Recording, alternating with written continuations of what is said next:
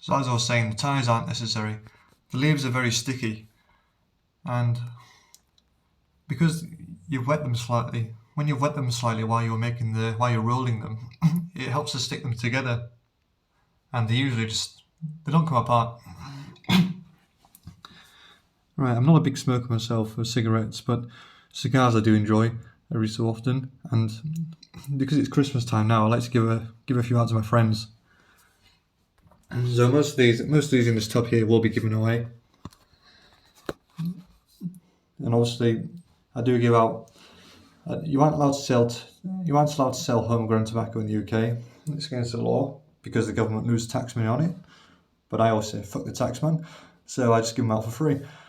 So my friends always get probably like 5 or 6 boxes each. Obviously I put like 10 or 12 in each box.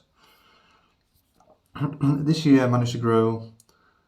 I've got 15 with 3 plants. I've only had 3 plants this year, a very small amount. I managed to get 15 cigars and over 100 cigarettes. If you're growing this primarily for cigarettes, if you had more than, you could have about 10 plants and you could have more than a year's supply, and you'll have plenty left over to give to friends. It depends on how big your garden is, really. So here's just some more pictures. The tobacco on the right in there hasn't been shredded yet. I basically broke it into small pieces and I put it in there to dry and cure. So this is what I use when you're making cigarettes. They're pretty much like they're filter and paper, but they're empty. So you just fill them up using a tool. I got the black ones just because they're a bit different, never seen them before. But this is what I use here. It's a make your own cigarette maker. It costs £3.99 off eBay and it works really well. I've also got here in the background, you can see the shredder. With the shredder, I would buy an electric one. These hand ones look cool, but they're only cheap. Like, it cost me like £7, that did. And the screws were so weak that it started to fall apart. And the screws also, when you try and get a screwdriver on them, they wear really quickly, so they almost become rounded, so you can't get them out. So when I bought this handheld shredder, I had to replace the screws. Luckily, I had some which fit perfectly, and they're a lot stronger. But to save you any inconvenience and having to do that, I'd just buy an electric one. This is a cigarette maker here in the foreground. When you're putting your tobacco in there, you have a little tool to press it down with. With the first one that you make, just test it out, because what I did at first, I wasn't putting enough in at first, and when I lit them up, after about 10 seconds the whole cigarette was gone. It was burning ridiculously fast. So you really need to put a lot in there. You'll figure it out, but again, it's trial and error. This is my first year doing this, and so I kind of learned a lot this year. I'm trying to help you out as well by showing you some things. So this is a normal cigarette versus the one that I've made. Obviously one's a Super King, the other one's a King size. I was just testing the end of them, see what the taste like. Both of them taste pretty much exactly the same. The one that's closest to the camera, mine, is the black one. It's pretty much, in price comparison, it's pretty much free compared to this Players one. When I say it's free, it's like all the equipment I bought it's like £5 most of it, and I bought that now and it'll last me years and years and years. It's kind of like a one-off payment.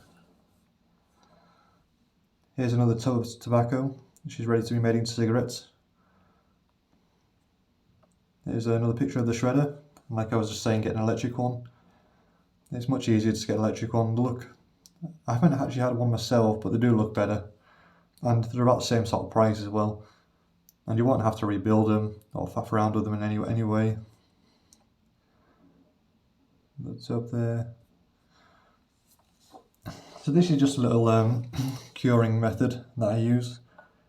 Obviously it works better in the warmer months.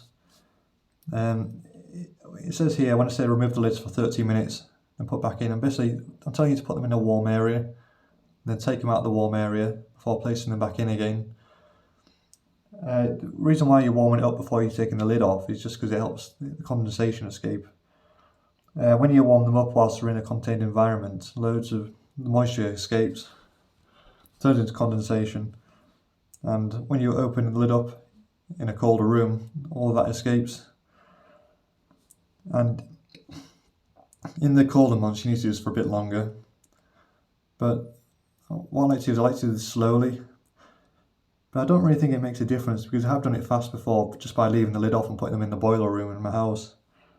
And the taste tastes just the same, really. There's nothing really, nothing drastically different. But this is just the method that I came up with while I was first trying to do this. I noticed that when you first cut the leaves, and when you smell the leaves, you get the chlorophyll smell, like when you cut grass or any vegetation. And obviously, when you smell it, like, it doesn't smell right.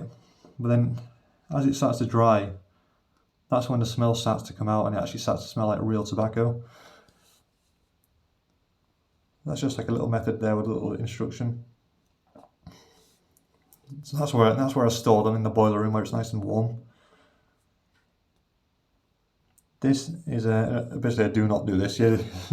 When I first cut one of the leaves off, I thought I'd shred it first, and then I thought, I used the paper shredder here because I didn't have a little tobacco shredder at the time. So I thought I'd shred it off and then put it on a baking tray in the sun. But that absolutely ruined it. One, it went very brittle, but two, it's like all the chemicals inside the plant were destroyed. So even when you lit it afterwards, it just smelled like burning some dry grass. So yeah, so don't get tempted to do that. Just dry them properly on the line. And when you dry them on the line, you get some good end result like that. Anyway, that's all I've got for now, so thanks for watching.